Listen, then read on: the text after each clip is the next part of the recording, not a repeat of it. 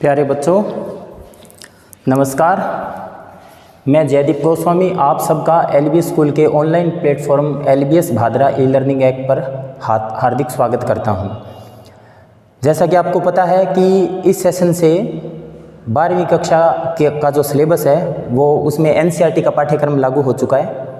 ठीक है, तो अब जो हमारी जो फिजिक्स है उसमें टोटल 14 लेसन हैं। There are total 14 number of lessons in your syllabus.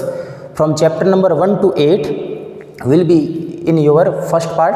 जो फिजिक्स की जो फर्स्ट जो बुक है उसमें from chapter number 1 to 8 chapters हैं उसमें, and in your second book or you can say second part there are 6 number of lessons. From chapter number 9 to 14 will be in the second part. Okay? तो आपको क्या करना है कि आपको ये जो हमारा ऐप है इस पर इस चैप्टर के आपको नोट्स भी पीडीएफ के रूप में दिए जाएंगे। तो वो आपको एक नोट्स की कॉपी लगानी है और उसमें सुंदर सुंदर नोट्स लिखने हैं और इस ऐप के माध्यम से और व्हाट्सएप ग्रुप के माध्यम से आपके ऑनलाइन टेस्ट भी लिए जाएंगे। और इसके अलावा आपको रिकॉर्डेड वीडियोस मिलेंगे, वीडियो लेक्चर्स मिलेंगे। तो आप इन्हें कितनी भी बार देख करके अपना जो डाउट है वो आसानी से क्लियर कर सकते हैं। इसके बाद में भी अगर कोई किसी चैप्टर में कोई डाउट रहता है तो उसके लिए हम लाइव डाउट क्लासेस भी आपके लिए देंगे। तो आज today we are going to start the chapter number 11 named as radiation and dual nature of matter. तो 11 चैप्टर स्टार्ट करेंगे आज। ठीक है, 11 चैप्टर का लेक्चर नंबर 1 है ये। ठीक है, तो इसमें मैं सबसे पहले आपको 4 बातें बताता हूँ जो आपको याद रखनी है। ठीक है, तो इन 1870 cathode rays were discovered by the scientist William crooks. यानी कि जो कैथोड रेज हैं उनकी खोज है, डिस्कवरी है, वो किसने की थी? विलियम क्रूक्स ने की थी। ये सन वगैरह याद रखने की, टाइमिंग याद रखने की कोई आवश्यकता वैसे नहीं है। And in 1895 x rays were discovered by the scientist Roentgen. X ray की डिस्कवरी किसने की थी? रोंजन नामक साइंटिस्ट ने की थी। And in 1897 the electron was discovered by the scientist J Thomson. और इलेक्ट्रॉन की डिस्कवरी किसने की थी? जे थॉमसन ने की थी। ये चीज़ इंपॉर्टेंट है, E/m the ratio of charge to the mass for an electron. Electron की बात हो रही है यहाँ पर। E is the mass of the electron and E is the charge of the electron and M is the mass of the electron. ठीक है, and the ratio E/m is known as specific charge of an electron. ठीक है ना, इसको अपन क्या बोलते हैं बेटा? E/m को हम क्या बोलते हैं? Specific charge of an electron. And the value of specific charge of electron is what? Is 1.76 × 10⁻11 coulomb per kilogram. The unit of charge is what? Coulomb. And the unit of mass is what? Kilogram. अब आपको पता है the value of E कितना होता है electron के लिए? 1.6 × 10⁻19 coulomb. और उसका मास कितना होता है? 9.1 × 10⁻31 किलोग्राम। तो उसको अगर आप सोल्व करते हो तो इतना वैल्यू आएगा। तो एग्जाम में 1 नंबर का क्वेश्चन पूछ ले कि what is the value of specific charge of an electron. ये वैल्यू होती है बेटा। ठीक है, अब हम इसका फर्स्ट जो टॉपिक है वो स्टार्ट करेंगे।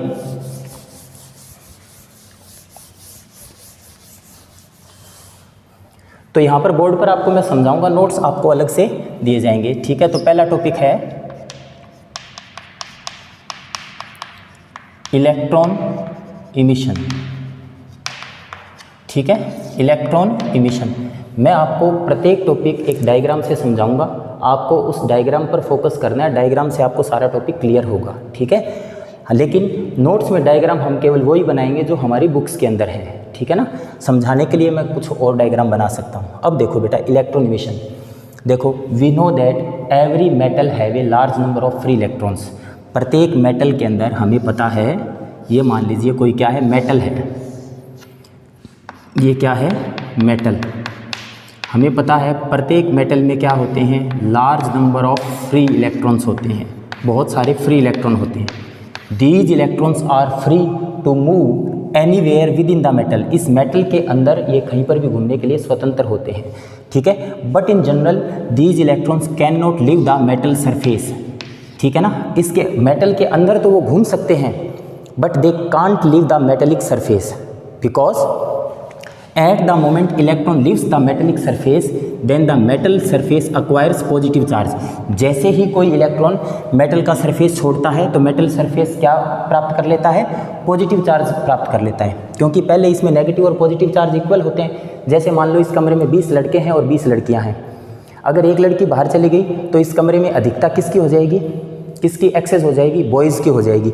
तो वैसे ही इसमें से नेगेटिव चार्ज बाहर निकला है तो इस पर पॉजिटिव चार्ज आएगा। This positive charge pulls back these electron on the metallic surface, और ये पॉजिटिव चार्ज इन इलेक्ट्रॉनों को वापस मेटेलिक सरफेस पर अट्रैक्ट करता है। So we can say that these electrons are kept bounded within the metallic surface by ionic attraction force, क्योंकि ये पॉजिटिव आयन है और ये नेगेटिव आयन है। ठीक है, तो पॉजिटिव और नेगेटिव आयन एक दूसरे को अट्रैक्ट करते हैं। तो we can say that these electrons are kept bounded over the metallic surface और within the metallic surface by ionic attraction forces. Only those electron which possesses greater energy than this ionic attraction can leave the metallic surface। वो electron जिसकी energy इस आयनिक attraction से, ये positive charge electron को खींच रहा है, अगर इस इलेक्ट्रॉन की एनर्जी इस अट्रैक्शन से ज़्यादा है, then in that case the electron can leave the metal surface, तब ये छोड़ सकता है इसको। इसे आप एक एग्जाम्पल से समझ सकते हैं। For example, few students are standing in this room and these students are free to sit anywhere in this classroom, but they can not leave the classroom. अब कोई बच्चा यहाँ बैठा है, वो कहेगा सर मैं वहाँ बैठूँगा, यहाँ बैठूँगा, कहीं भी बैठ भाई, कोई दिक्कत नहीं है, लेकिन इसका मतलब ये नहीं है कि वो क्लासरूम से बाहर चला जाए। बिकॉज अगर वो क्लासरूम से बाहर जाएगा तो मैं जो पढ़ा रहा हूँ, मेरी पढ़ाई का जो अट्रैक्शन है वो वापस उसको यहाँ पर खींच के लाएगा। भी उसको लगेगा सर पढ़ा रहे हैं, वो मेरा टॉपिक छूट जाएगा, तो वो वापस आ जाएगा। अगर उसको फिजिक्स का नॉलेज मेरे से ज़्यादा है तब वो हो सकता है कि वो यहाँ से चला जाए। क्लियर है? तो इलेक्ट्रॉन इमिशन क्या है? We know that every metal have a large number of free electrons. These free electrons are free to move anywhere within the metal, but in general they can not leave the metallic surface, because at the moment electron leaves the metallic surface, then the metallic surface acquires positive charge, and this positive charge pulls back these electrons on the metallic surface. So we can say that these electrons are kept bounded within the metal by ionic attraction forces. Only those electrons which possesses greater energy than this ionic attraction forces can leave the metallic surface. Clear है? अगला जो topic आता है वो आता है हमारा work function. क्या आता है? Work function. मान लीजिए ये इलेक्ट्रॉन है, इनमें इतनी एनर्जी नहीं है कि अपने आप ही इस मेटल से बाहर निकले, लेकिन अगर मैं बाहर से इसको क्या दे देता हूँ? एनर्जी। बाहर से मैं इसको क्या देता हूँ? एनर्जी देता हूँ, तब इस इलेक्ट्रॉन की एनर्जी मिलने पर ये मेटेलिक सरफेस को छोड़कर क्या जा सकता है? बाहर जा सकता है। तो मैं इसको बाहर से कम कितनी एनर्जी दूँ? बाहर से कम कितनी एनर्जी दूं कि मेटल से इलेक्ट्रॉन क्या निकल जाए? बाहर निकल जाए। उस एनर्जी को हम क्या कहते हैं? Work function. और इसको रिप्रेजेंट करते हैं किसके द्वारा? φ0 के द्वारा। मान लीजिए मेरा हाथ किसी ने पकड़ रखा है, मेरे में इतनी ताकत नहीं है कि मैं उससे हाथ अपना छुड़वा पाऊँ, तो अगर कोई मेरा दोस्त किसी माध्यम से मुझे सहायता दे तो हम दोनों मिलकर उससे हाथ छुड़वा लेंगे। तो वो कम से कम कितनी मेरे को एनर्जी दे कि मैं उससे हाथ छुड़वा लूँ? वही क्या होता है? Work function. तो वर्क फंक्शन की डेफिनेशन क्या है? The minimum energy, the minimum, कम से कम कितनी एनर्जी, ज़्यादा तो देते ही वो निकलेंगे, लेकिन कम से कम की बात है। The minimum energy which is required to eject an electron from the metallic surface. The minimum energy which is required to eject an electron from the metallic surface is known as work function energy. Work function energy is represented by φ0 and it is measured in what? Electron volt, E small और V capital। ठीक है ना? इसको लिखने का तरीका है ये, इसको बोलते हैं electron volt. The minimum energy which is required to eject an electron from the metallic surface is known as work function energy. Work function energy is represented by φ0 and it is measured in electron volt। ठीक है ना? इस प्रकार से इसको लिखा जाता है। Sorry. The work function of the platinum metal is what? Maximum, and its value is φ0 equal to 5.65 electron volt. Platinum metal का वर्क फंक्शन होता है कितना? मैक्सिमम होता है 5.65 electron volt. Whereas the work function of the caesium metal is minimum and its value is what? 2.14 electron volt. ठीक है, तो एक नंबर का क्वेश्चन आ जाए, the work function of which metal is what? Maximum. कौन सी metal का मैक्सिमम होता है? प्लेटिनम का। एंड मिनिमम किसका होता है? सीजियम का। मान लीजिए ये सीजियम की मेटल है, तो हम बाहर से 1 इलेक्ट्रॉन वोल्ट एनर्जी देंगे तो इलेक्ट्रॉन बाहर नहीं निकलेगा, 2 इलेक्ट्रॉन वोल्ट एनर्जी देंगे तो बाहर नहीं निकलेगा। कम से कम कितनी एनर्जी दें? 2.14 इलेक्ट्रॉन वोल्ट अगर एनर्जी हम बाहर से देंगे तो इलेक्ट्रॉन क्या निकल जाएगा? बाहर निकल जाएगा। क्लियर है। अब हम इसके बाद में हम डेफिनेशन पढ़ते हैं किसकी, 1 इलेक्ट्रॉन वोल्ट की डेफिनेशन पढ़ते हैं। जैसे in your 10th standard you have studied that the unit of the current is what, electric current is what, ampere. Current की यूनिट क्या होती है, एम्पियर होती है। फिर आपने 1 एम्पियर की क्या बताई थी डेफिनेशन। वैसे ही the unit of resistance is what, ohm. Resistance की यूनिट क्या होती है, ओम। और ओम की आपने यूनिट बताई थी, रेजिस्टेंस की यूनिट आपने बताई थी ओम। फिर आपने 1 ओम की डेफिनेशन दी थी। ठीक उसी प्रकार से वर्क फंक्शन की यूनिट क्या है, इलेक्ट्रॉन वोल्ट। अब हम 1 इलेक्ट्रॉन वोल्ट की डेफिनेशन देंगे। अब मैं आपको एक फॉर्मूला बताता हूँ कि कोई भी चार्ज पार्टिकल है, जैसे ये चौक है, इसको अगर हमें काइनेटिक एनर्जी देनी है तो by applying an external force physically इसके ऊपर फोर्स लगा के we can provide the kinetic energy to this object. But in case of charge particle, हम चार्ज पार्टिकल जैसे इलेक्ट्रॉन है, प्रोटॉन है, इनको अपन एनर्जी कैसे देंगे, हम इनको हाथ से पकड़ कर तो एनर्जी दे नहीं सकते, तो हम इनके ऊपर वोल्टेज लगाते हैं।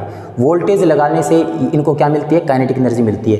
तो the formula of the kinetic energy of any charge particle is what, K is the kinetic energy. Kinetic energy of the charge particle is given by K is equals to charge multiplied by the potential, charge multiplied by the potential. अब मान लो 1 electron है हमारे पास, ठीक है ना। कितना electron है, 1 electron. और इलेक्ट्रॉन का चार्ज कितना होता है, 1.6 × 10⁻⁹ कूलम होता है, नेगेटिव चार्ज होता है। उसको अपन रिप्रेजेंट किससे करते हैं, ई से। तो 1 इलेक्ट्रॉन का चार्ज कितना है, ई। अब उस इलेक्ट्रॉन के ऊपर हमने पोटेंशियल कितना लगा दें, उस इलेक्ट्रॉन को, जैसे यहाँ से 220 वोल्ट का पावर सप्लाई है, तो वो वोल्टेज इलेक्ट्रॉन को चलाता है तो उससे करंट फ्लो होती है और ये पंखे वगैरह सब चलते हैं, ठीक है। तो इस 1 इलेक्ट्रॉन पर हम कितना पोटेंशियल लगा दें, 1 वोल्ट का पोटेंशियल लगा दें, 1 वोल्ट का हम पोटेंशियल लगा दें, तो इसकी काइनेटिक एनर्जी कितनी हो गई, 1 इलेक्ट्रॉन वोल्ट। तो डेफिनेशन क्या हो गई, when an electron is isolated by a potential difference of 1 volt then its kinetic energy is said to be what, 1 electron volt. यानी कि कोई 1 इलेक्ट्रॉन है, उसको 1 वोल्ट का पोटेंशियल डिफरेंस या सिंपली पोटेंशियल लगाकर उसको जब चलाया जाता है, उसको आइसोलेट किया जाता है, तब उसकी जो काइनेटिक एनर्जी होती है ना, उसको कितना माना जाता है, 1 इलेक्ट्रॉन वोल्ट माना जाता है। अब आपने देखो पढ़ा है कि मास की यूनिट किलोग्राम भी होती है, मास की यूनिट ग्राम भी होती है। ठीक उसी प्रकार से आपको पता है वर्क फंक्शन क्या है, एनर्जी है। और आपने 11th क्लास में पढ़ा था कि एनर्जी की यूनिट जूल भी होती है, और यहाँ पर आपने देखा कि एनर्जी की यूनिट इलेक्ट्रॉन वोल्ट भी है। जैसे मास का यूनिट किलोग्राम और ग्राम होता है, 1 किलोग्राम बराबर क्या होते हैं, 1000 ग्राम होते हैं। ठीक उसी प्रकार से इलेक्ट्रॉन वोल्ट और जूल में भी रिलेशन होना चाहिए। So in 1 electron volt is equals to 1.6 × 10⁻⁻19 joule. 1 electron volt में कितने जूल होते हैं बेटा, 1.6 × 10⁻⁻19 जूल होते हैं। क्लियर है। तो इलेक्ट्रॉन वोल्ट और जूल में रिलेशन है, तो वर्क फंक्शन की यूनिट जूल भी हो सकती है, ठीक है। अब मान लो इन न्यूमेरिकल प्रॉब्लम, कोई भी न्यूमेरिकल हम जब करेंगे तो मान लो in numerical problem the energy is given in terms of what, electron volt, and you want to convert that energy in terms of what, joule. Electron volt में energy दी गई है, जूल में आप बदलना चाहते हो तो क्या करोगे, then you have to multiply the given energy by the factor 1.6 × 10⁻⁻19। जैसे 1 इलेक्ट्रॉन वोल्ट में इतना जूल है, तो 3 इलेक्ट्रॉन वोल्ट में कितने जूल हो जाएंगे बेटा, 3 × 1.6 × 10⁻⁻19 जूल। यानी कि इलेक्ट्रॉन वोल्ट को जूल में बदलने के लिए आपको जो गिवन एनर्जी है 3 इलेक्ट्रॉन वोल्ट, उसको 1.6 × 10⁻⁻19 से डिवाइड करना पड़ेगा। And if you have given energy in terms of what, joule, and you want to convert that energy in terms of what, electron volt, then you have to divide the given energy by the factor 1.6 × 10⁻⁻19। अगर आपको energy joule में दी गई है और आप उसको electron volt में बदलना चाहते हैं, तब आपको 1.6 × 10⁻⁻19 से डिवाइड करना पड़ेगा। ये आपको क्लियर है। अब इसके बाद में हम अगला जो टॉपिक है वो ये देखेंगे। देखो कि ये जो वर्क फंक्शन एनर्जी है जो हम बाहर से देते हैं, तो भाई हम ये कितने प्रकार से दे सकते हैं, यानी कि कौन कौन से तरीक़ों से हम ये बाहर से एनर्जी दे सकते हैं, उस आधार पर 3 प्रकार के इमिशन होते हैं, ठीक है। तो अब हम पढ़ेंगे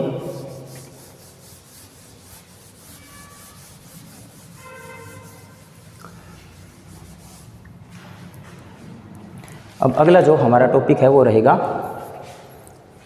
क्या, the minimum energy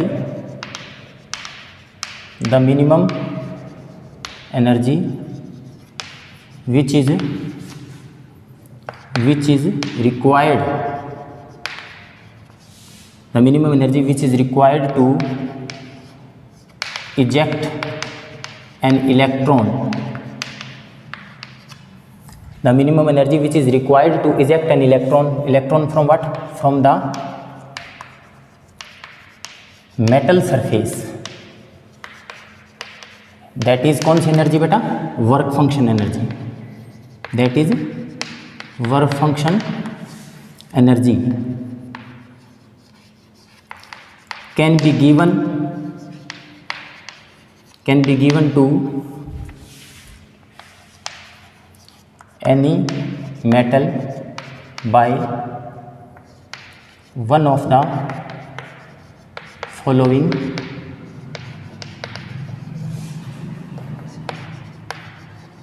three methods। अब मैं नीचे 3 मेथड लिख रहा हूँ, उन तीनों में से किसी एक मेथड के द्वारा वो हम एनर्जी दे सकते हैं। तो सबसे पहला क्या है? Thermionic emission. थर्माइनिक इमिशन, देखो थर्माइनिक इमिशन क्या होता है बेटा? देखो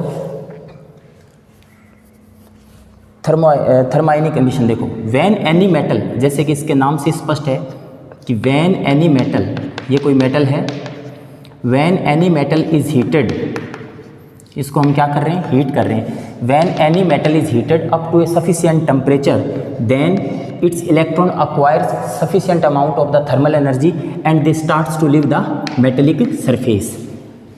Since here the emission of the electrons takes place due to the thermal energy, that is why this kind of the emission is known as thermionic emission। ठीक है ना? जैसे कोई मेटल है, अगर हम उसको उपयुक्त ताप तक गर्म करते हैं तो जो उसके इलेक्ट्रॉन है वो उनको क्या मिलती है? थर्मल एनर्जी मिलती है। थर्मल एनर्जी ग्रहण करके वो क्या निकलने शुरू हो जाते हैं? बाहर निकलना शुरू हो जाते हैं। अब चूंकि यहाँ पर इलेक्ट्रॉन का एमिशन थर्मल एनर्जी की वजह से हो रहा है, इस कारण इस प्रकार के एमिशन को हम क्या बोलेंगे? Thermionic emission. ठीक है। दूसरा देखो, दूसरा है हमारे पास फील्ड एमिशन। दूसरा हमारे पास क्या है? Field emission. अब देखो बेटा, आपको फर्स्ट लेसन में पढ़ाएंगे, ठीक है, कि when any electric charge Q is placed in the electric field of intensity E, then the electric force is experienced by that electric charge is given by F equal to QE। यानी कि Q को electric charge है, उसको electric field E में रख देते हैं, तब इलेक्ट्रिक फील्ड की वजह से चार्ज के ऊपर एक फोर्स लगता है, उसको इलेक्ट्रिक फोर्स कहते हैं, और उसका वैल्यू क्या होता है? F equal to QE। अभी एक बार ये थोड़ा ध्यान रखें आप। तो अब देखो कि ये मेटल है, ये क्या है? Metal. When a strong electric field, when a strong electric field, strong भी कितना? 10⁸ वोल्ट पर मीटर। इलेक्ट्रिक फील्ड का एक फॉर्मूला होता है, electric field equal to potential divided by distance. ये हम दूसरे या तीसरे लेसन में पढ़ेंगे। अब पोटेंशियल का यूनिट क्या होता है? पोटेंशियल का यूनिट क्या होता है? वोल्ट। डिस्टेंस का यूनिट क्या होता है? मीटर। डिस्टेंस का यूनिट क्या होता है? मीटर। तो इलेक्ट्रिक फील्ड का यूनिट क्या हो गया? वोल्ट पर metre. When a strong electric field about 10⁸ volt per meter is applied across the metallic surface, then electron experiences a very strong electric force। अब आपको पता है अगर यहाँ पर E का वैल्यू बहुत ज़्यादा होगा तो F का वैल्यू भी बहुत ज़्यादा होगा। ठीक है। तो when a strong electric field is applied, when a strong electric field about 10⁸ volt per meter is applied across the metal, then electron experiences a very strong electric force, and as a result of which electron starts to leaving the metallic surface। Since here the emission of the electrons takes place due to the application of the electric field, that is why this kind of the emission is known as field emission. इस कारण हम इस प्रकार के emission को क्या बोलते हैं? फील्ड इमिशन बोलते हैं। क्लियर है बेटा? अब तीसरा और जो लास्ट है वो क्या है? Photo electric emission. क्या है? Photo electric emission. Photo electric emission देखो बेटा, इसी को हम डिटेल में पढ़ेंगे। ठीक है, फोटो इलेक्ट्रिक इमिशन को हम डिटेल में पढ़ेंगे। देखो फोटो इलेक्ट्रिक इमिशन क्या होता है? थर्माइनिक इमिशन तो थर्मल एनर्जी की वजह से, फील्ड इमिशन इलेक्ट्रिक फील्ड की वजह से, और फोटो इलेक्ट्रिक इमिशन, फोटो का मतलब फोटोन और फोटोन का मतलब लाइट। ठीक है ना, आगे सीखेंगे हम ये चीज़ें। देखो when any metal is illuminated by a light of certain minimum frequency, when any metal is illuminated by a light of certain minimum frequency, then the emission of the electrons takes place. ठीक है, this kind of the emission is known as photo electric emission. देखो photo का मतलब photon, photon का मतलब light, ठीक है ना। तो लाइट, इलेक्ट्रिक का मतलब यहाँ पर इलेक्ट्रॉन मान सकते हो, इलेक्ट्रॉन यानी कि लाइट के कारण इलेक्ट्रॉनों का एमिशन, फोटोन के कारण इलेक्ट्रॉन का एमिशन, लाइट के कारण इलेक्ट्रॉनों का एमिशन। तो क्या होगी डेफिनेशन कि when any metal is illuminated by a light of certain minimum frequency then the emission of the electrons takes place.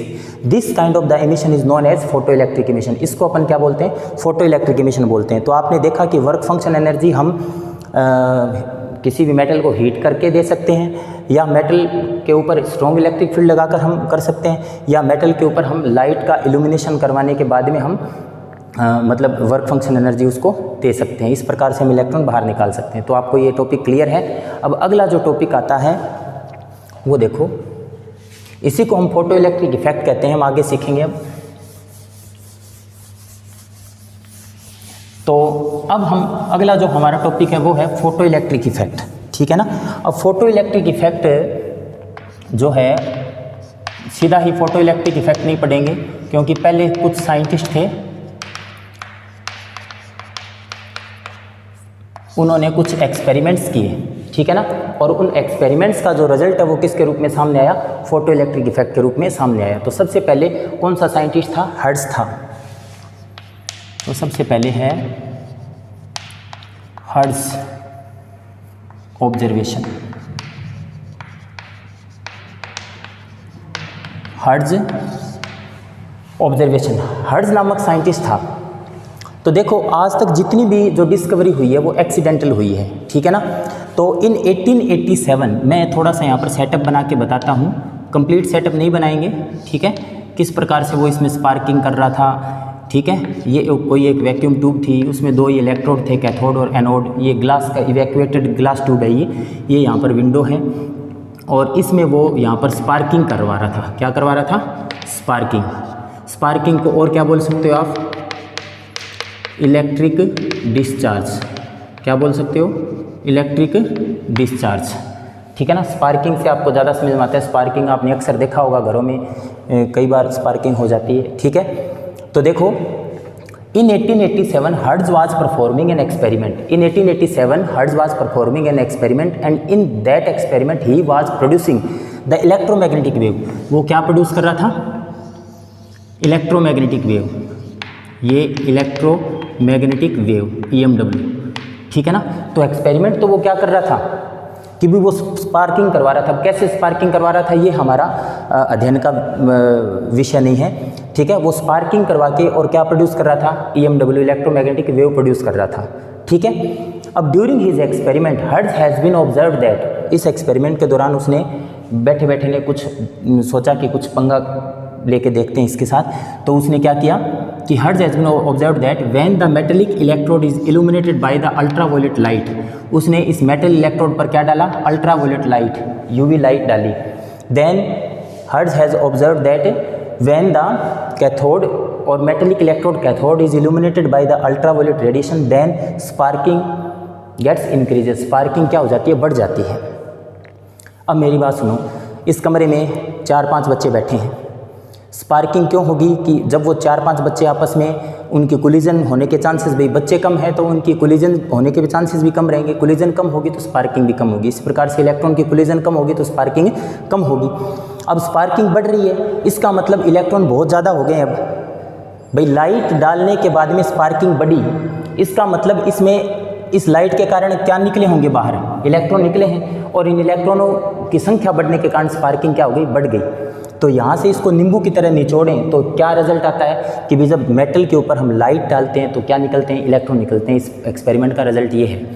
तो अब देखो इसे हम फाइनल टच देते हैं। कैसे बोलेंगे कि in 1887 Hertz was performing an experiment. In this experiment he was producing the electromagnetic wave by the means of sparking और electric discharge. During this experiment, Hertz has been observed that when the metal electrode or cathode is illuminated by the ultraviolet radiation, then the sparking gets increases. According to the Hertz, this is so because when the metal electrode is illuminated by the ultraviolet light, then electron acquires energy, then electron absorbs the energy from the UV radiation, and as a result of which they come out from the or they starts to leaving the metallic surface which makes the sparking easier and faster, जिसकी वजह से जो sparking है वो आसान हो जाती है और बढ़ जाती है। क्लियर है? तो ये हर्ट्ज का ऑब्जर्वेशन था। इसके बाद में दूसरे साइंटिस्ट आए, कौन थे वो? तो हॉलवॉक्स एंड लेनार्ड्स ऑब्जर्वेशंस या एक्सपेरिमेंट्स भी लिख सकते हो आप। तो यानी कि हर्ट्ज के बाद में कौन आए? हॉलवॉक्स और लेनार्ड आए। ठीक है, हॉलवॉक्स और लेनार्ड ने क्या किया? हॉलवॉक्स और लेनार्ड ने देखो क्या किया, देखो कि उन्होंने एक एक्सपेरिमेंटल सेटअप लिया। उन्होंने इवैक्यूएटेड ग्लास ट्यूब ली। ये क्या है? Evacuated glass tube. ठीक है ना, ये क्या है? इवैक्यूएटेड ग्लास ट्यूब, यानी कि इसमें क्या है? वैक्यूम है। और ये क्या है यहाँ पर बेटा? विंडो, खिड़की है। ठीक है, और इसमें ये दो क्या लगे हुए हैं? मेटल इलेक्ट्रोड, कैथोड और एनोड लगे हुए हैं। और इन दोनों के बीच में उन्होंने क्या किया? इलेक्ट्रिक पोटेंशियल लगा दिया।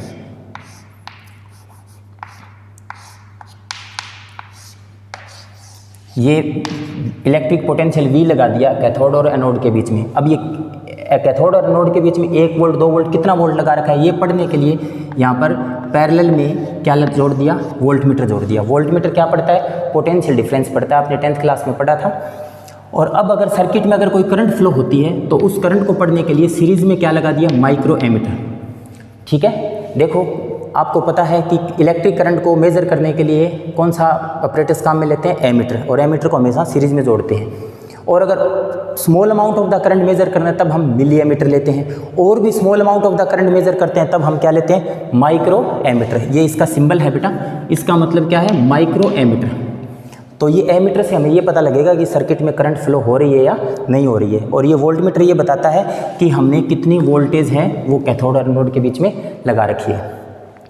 Hallwalks and Lenard have observed that Hallwalks and Lenard have performed an experiment. Hallwalks और Lenard ने एक एक्सपेरिमेंट किया।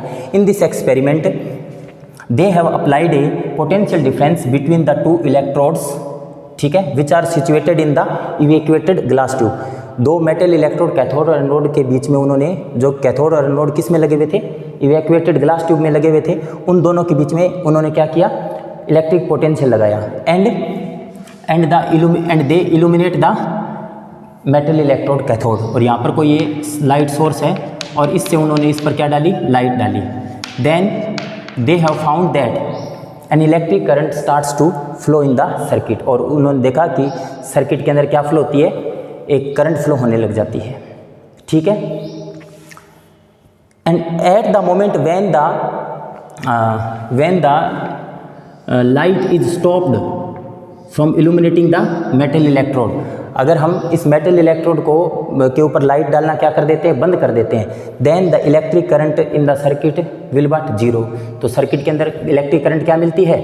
जीरो मिलती है, यानी कि कोई भी करंट फ्लो नहीं होती है। That is in the absence of the ultraviolet light और light the current does not flow in the circuit. ठीक है, then Hallwachs and Lenard have told that this is so because कि ये ऐसा इस कारण से हुआ है कि when the metal electrode is illuminated by the ultraviolet light then the electrons of the metal surface absorbs the energy and as a result of which they starts to leaving the metallic surface। ये metallic surface को छोड़ना start कर देते हैं। and these emitted electron are attracted by the positively charged anode। आपको पता है anode किससे जुड़ा हुआ है? बैटरी के पॉजिटिव से। तो एनोड के ऊपर पॉजिटिव चार्ज है या पॉजिटिव पोटेंशियल है, ये हम आगे सीखेंगे। ये पॉजिटिव पोटेंशियल है और ये पॉजिटिव पोटेंशियल इलेक्ट्रॉन को अपनी तरफ क्या करता है? अट्रैक्ट करता है। these emitted electrons are attracted by the positively charged anode and as a result of which a current starts to flow in the circuit। ये इलेक्ट्रॉन इस तरफ जाएंगे एंड इलेक्ट्रॉन के अपोजिट डायरेक्शन में कौन फ्लो होता है? करंट फ्लो होता है। ये हम 3rd या 4th लेसन में वहाँ पर सीखेंगे। ठीक है, तो आपको ये चीज़ समझ में आई कि Hallwachs and Lenard have performed an experiment. In this experiment they have applied a electric potential difference between the two metal electrodes which are situated in what evacuated glass tube. Evacuated glass tube के अंदर लगे हुए दो metal electrode के बीच में उन्होंने potential difference लगाया and they illuminate the metal electrode, then they found that a electric current flows in the circuit. तब उन्होंने पाया कि एक सर्किट में क्या फ्लो होती है, इलेक्ट्रिक करंट फ्लो होती है। When in the absence of the light, अगर हम लाइट यहाँ से डालना बंद करते हैं, खिड़की को बंद कर देते हैं, ठीक है ना, इन the absence of the light the electric current becomes what, zero. Electric current क्या हो जाती है, जीरो हो जाती है, क्योंकि जब लाइट नहीं डालेंगे तो इलेक्ट्रॉन यहाँ से नहीं निकल पाएंगे, ठीक है, तो नहीं निकल पाएंगे तो फिर ये सर्किट तो कंप्लीट नहीं हुआ। जैसे किसी तार को अगर बीच में से तोड़ देंगे तो करंट कैसे फ्लो होगी, तो ये आपस में जुड़े हुए थोड़ी ना है। तो eight the moment when the light is stopped, ठीक है, या फिर the eight the moment when the illumination of the cathode is stopped, अगर हम कैथोड के ऊपर लाइट डालना बंद करते हैं, और you can say simply in the absence of the light the electric current in the circuit becomes zero. ये माइक्रोमीटर करंट कितनी बता देता है, जीरो बता देता है। तो Holworks have told that on the basis of these results, Holworks have told that this is so because, ये ऐसा इस कारण से हुआ because at the moment when the metal electrode is illuminated, then the electron of the metal electrode absorbs energy and they starts to leaving the metal surface, and these emitted electrons are attracted by the positively charged anode, and as a result of which a current starts to flow in the circuit. Clear है? अब एक बात और भी उन्होंने देखी, Holworks and Lenard have also observed that when the metal electrode is illuminated by a light whose frequency is less than certain minimum frequency, in that case the electric current is also zero। यानी कि आप light डाल रहे हैं, आपने देखा कि जब लाइट डाल रहे हैं तो करंट फ्लो हो रही है, लाइट नहीं डाल रहे हैं तो करंट फ्लो नहीं हो रही है। अब अगर लाइट भी एक सर्टेन मिनिमम फ्रीक्वेंसी से कम फ्रीक्वेंसी का लाइट डालते हैं ना, तब भी करंट क्या मिलती है, जीरो मिलती है। ऐसे समझ सकते हो। मान लो ये एक कच्ची दीवार है, इसके ऊपर अपने धीरे से हैमर की चोट लगाई तो ईंट बाहर निकल गई। अब ये सीमेंटेड दीवार है, इसके ऊपर मैंने हैमर की चोट लगाई धीरे से तो ईंट बाहर नहीं निकली। अब और ज़ोर से मैंने चोट मारी है, और ज़्यादा एनर्जी दी है तो ईंट बाहर नहीं निकली। अब की बार और ज़्यादा एनर्जी से इसके ऊपर हैमर से चोट मारी है तो ईंट बाहर निकल गई, ठीक है। तो उन्होंने ये देखा कि लाइट डालने, ऐसा नहीं कि कोई सी भी लाइट डालेंगे तो इलेक्ट्रॉन बाहर निकल जाएंगे। एक सर्टेन मिनिमम फ्रीक्वेंसी से कम फ्रीक्वेंसी का लाइट डालते हैं तब भी करंट जीरो मिलती है, मतलब कोई भी इलेक्ट्रॉन इमिट नहीं होता है, ठीक है। तो ये आपको समझ में आया होगा। अब देखो इसके बाद में Holworks have taken this study ahead, ठीक है। इस स्टडी को उसने आगे, इस अध्ययन को या इस स्टडी को आगे लेकर गया। And in another experiment Holworks have taken a negatively charge zinc plate. उसने अब की बार क्या किया, एक जिंक प्लेट ली जो कि कैसी थी, नेगेटिवली चार्ज थी, जो कि कैसी थी, नेगेटिवली चार्ज थी। अब नेगेटिवली चार्ज का मतलब क्या होता है, किसी भी ऑब्जेक्ट के ऊपर नेगेटिव चार्ज है, इसका मतलब क्या होता है, एक्सेस ऑफ इलेक्ट्रॉन, उसके ऊपर इलेक्ट्रॉन की अधिकता।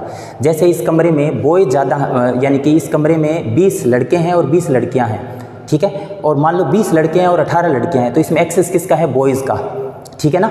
तो वैसे इसके ऊपर नेगेटिव चार्ज है, तो नेगेटिव चार्ज आपको दिखाई दे रहा है, तो इसका मतलब नेगेटिव चार्ज ज़्यादा है इसके ऊपर, इसका मतलब एक्सेस ऑफ इलेक्ट्रॉन्स, ठीक है।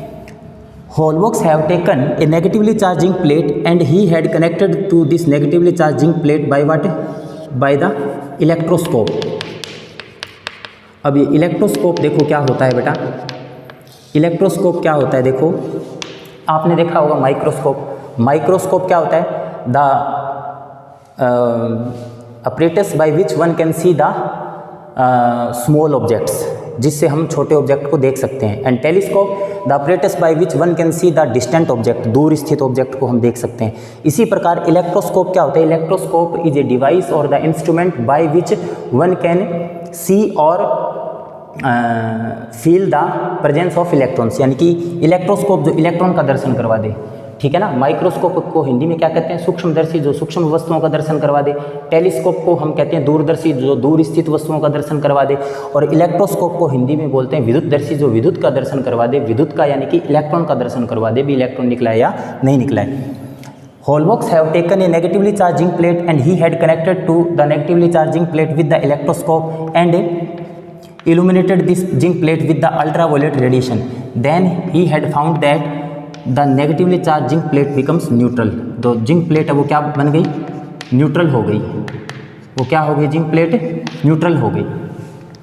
In this order on illuminating the neutral zinc plate, ये अब की बार उन्होंने न्यूट्रल जिंक प्लेट ली और उसको अल्ट्रावायलेट रेडिएशन से क्या किया, इल्यूमिनेट किया, वही इलेक्ट्रोस्कोप से कनेक्ट करके, ठीक है ना।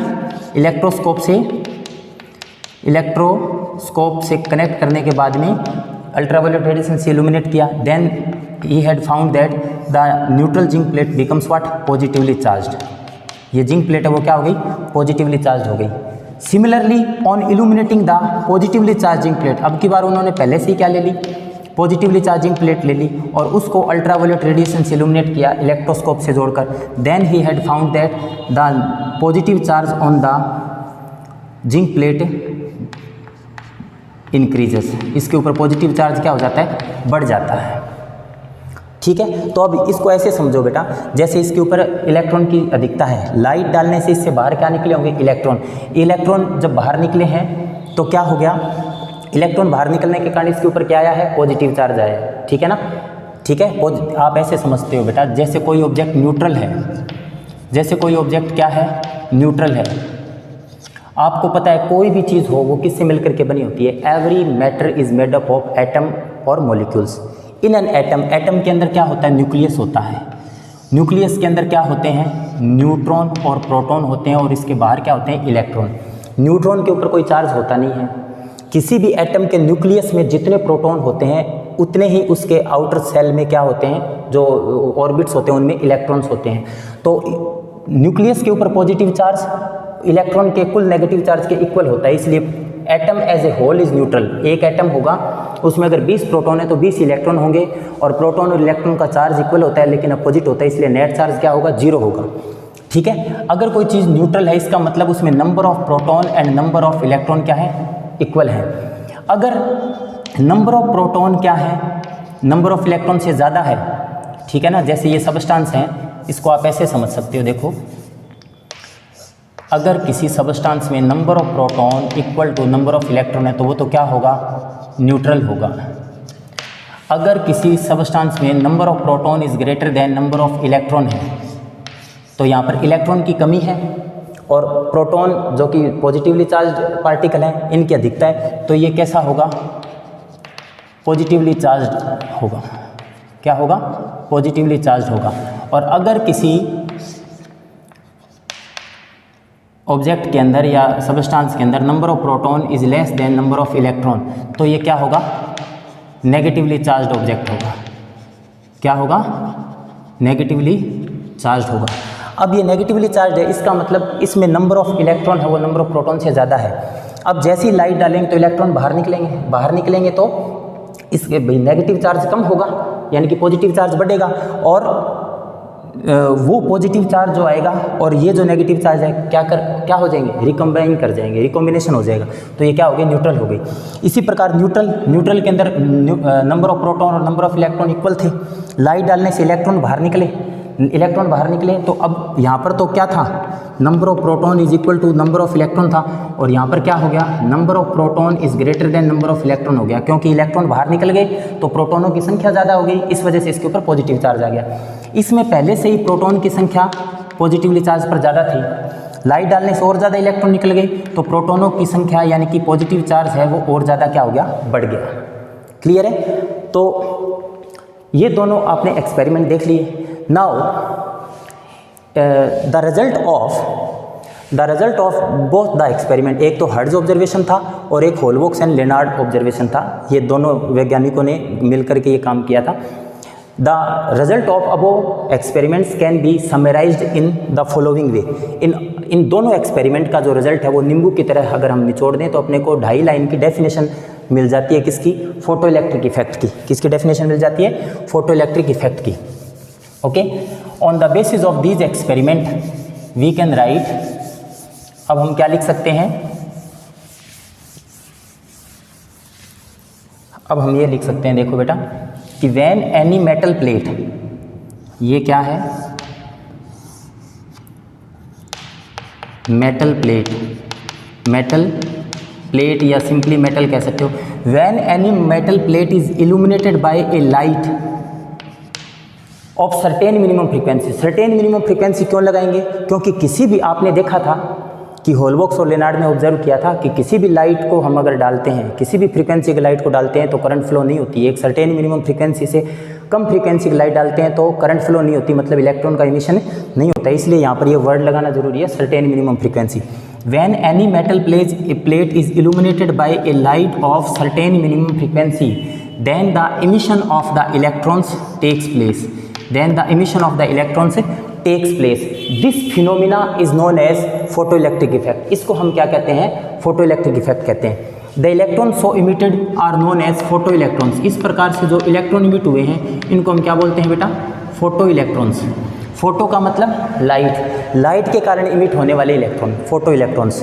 क्लियर है? And the surface by which the electron emitted is known as photo sensitive. Photo sensitive surface या मटेरियल, क्योंकि ये भी लाइट के लिए सेंसिटिव है, यानी कि लाइट डाल दी, इसके ऊपर लाइट आप मतलब इंसिडेंट करवाई तो इलेक्ट्रॉन बाहर निकल गए। तो ये जो सरफेस है या ये जो मटेरियल है वो क्या है? फोटो सेंसिटिव है, लाइट सेंसिटिव मटेरियल है। क्लियर है? समझ में आ गई बात आपको? And the current generated by these photo electrons is known as photo electric current. उस करंट को हम क्या बोलते हैं? Photo electric current. भाई ये जो इलेक्ट्रॉन इमिट हुए हैं, इन इलेक्ट्रॉन की वजह से जो करंट का फॉर्मेशन होगा उस करंट को हम क्या बोलेंगे? फोटो इलेक्ट्रिक करंट बोलेंगे। तो ये आपको फोटो इलेक्ट्रिक इफेक्ट समझ में आ गया होगा। ठीक है, इन इलेक्ट्रॉन को फोटो इलेक्ट्रॉन बोलेंगे। जिस सरफेस से इलेक्ट्रॉन बाहर निकलेगा वो फोटो सेंसिटिव सरफेस या मटेरियल होगा, और इन इलेक्ट्रॉनों की वजह से जो करंट का जनरेशन होगा, फॉर्मेशन होगा, उसको हम फोटो इलेक्ट्रिक करंट कहेंगे।